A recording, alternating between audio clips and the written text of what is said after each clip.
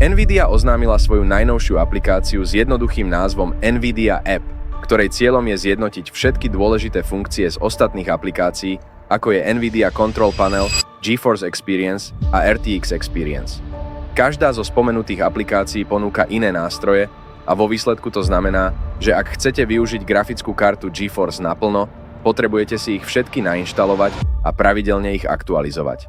Nová NVIDIA App to zjednoduší, bude vám stačiť už iba jedna aplikácia – NVIDIA.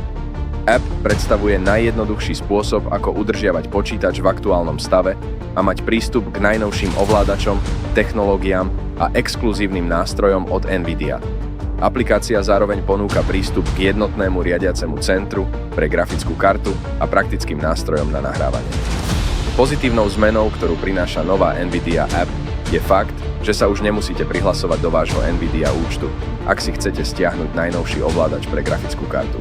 Toto bola vec, ktorou nás aplikácia GeForce Experience neskutočne otravovala.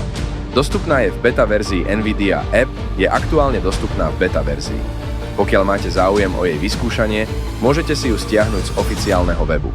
V rámci inštalácie sa GeForce Experience premigruje na novú NVIDIA App a prenesú sa aj vaše predvoľby. Aplikácie GeForce Experience a NVIDIA Control Panel budú dostupné aj naďalej, aspoň zatiaľ. Očakáva sa však, že keď nová aplikácia NVIDIA App opustí fázu beta testovania a bude dostupná vo finálnej verzii pre širokú verejnosť, tak NVIDIA spomenuté aplikácie prestane podporovať a plne ich nahradí novou aplikáciou. Budem rád, ak zvážiš odber na tomto kanále.